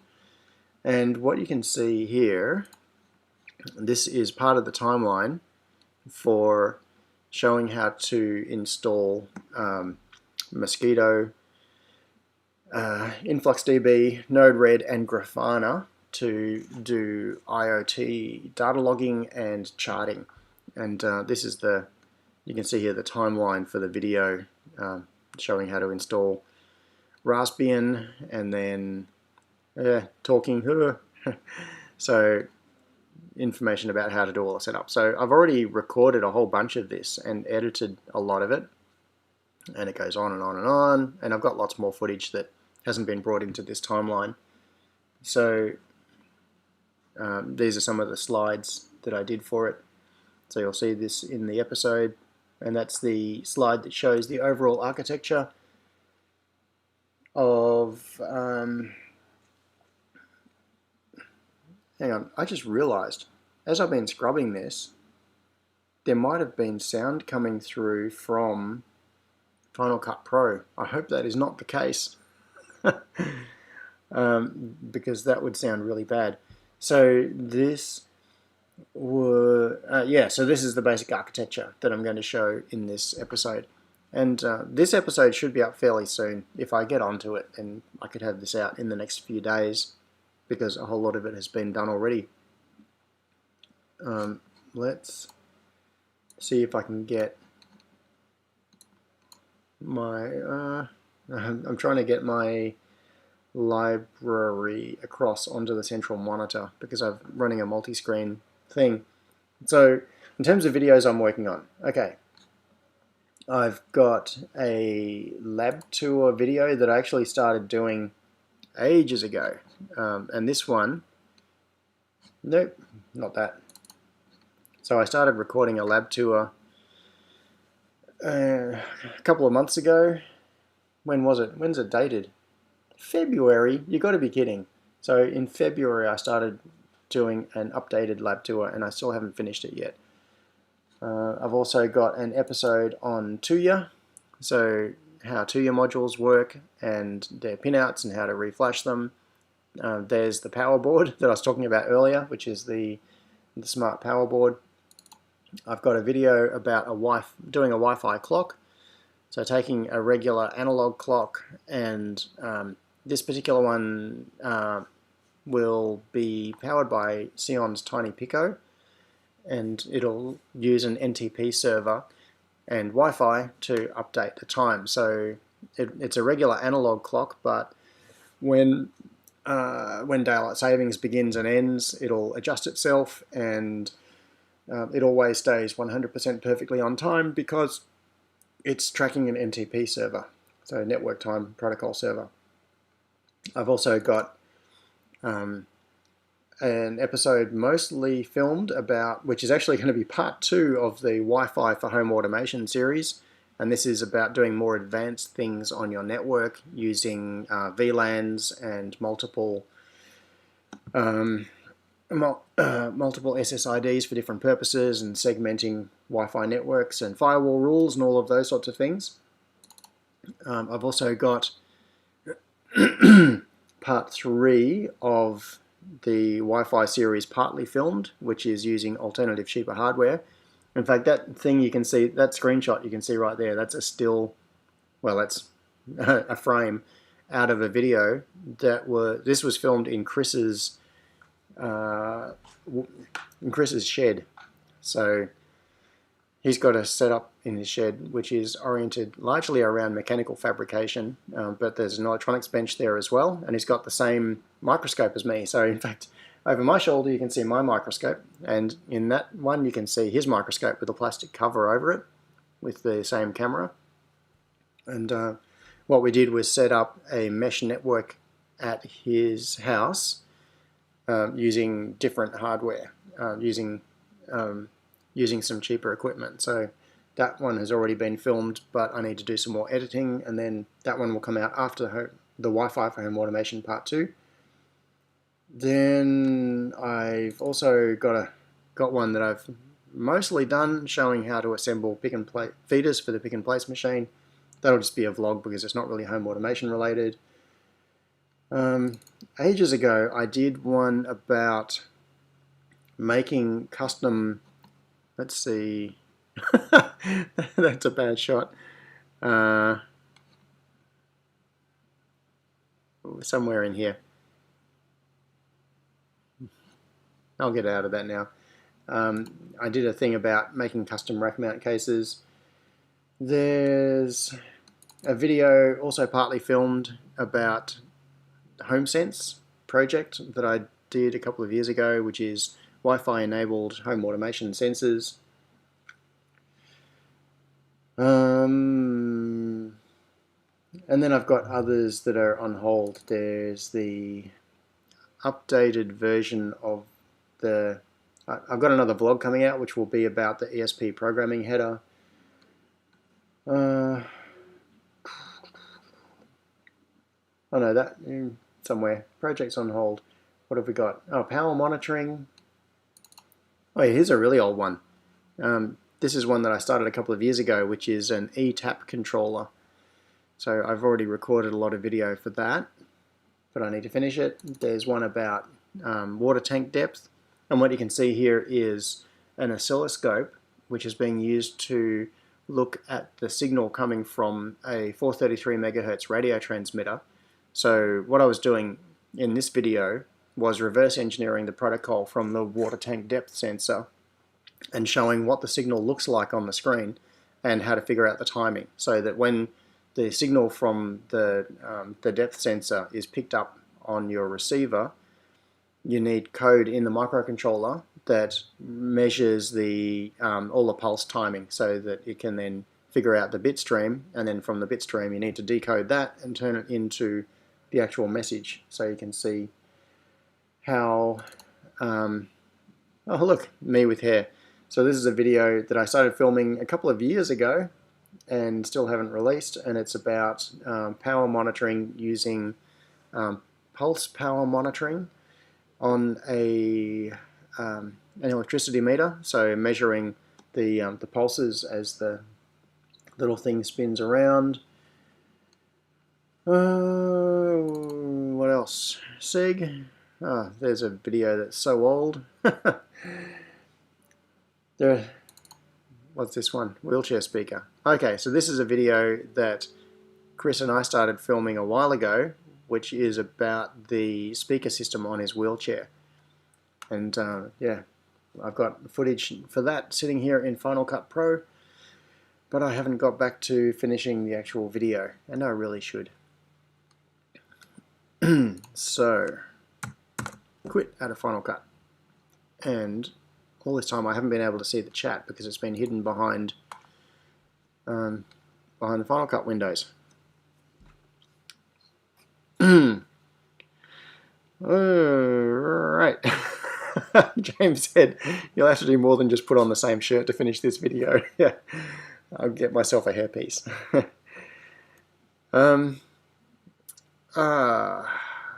Alrighty. So, as you can see, many videos in progress. One of the right at the start of this live stream today, the very first comment in it, I can't remember who it was, said, have I given up on doing videos and I'm just doing live stream? No, I can't see it. It's too far back. And am I just doing live streams from now on? No, I do want to do far more in terms of proper edited videos that explain things. This is... One day I'll show footage with a beard. Oh, I have photos of that. I grew an ISO beard through the first stage of isolation, and then I cut it off before I did a video. So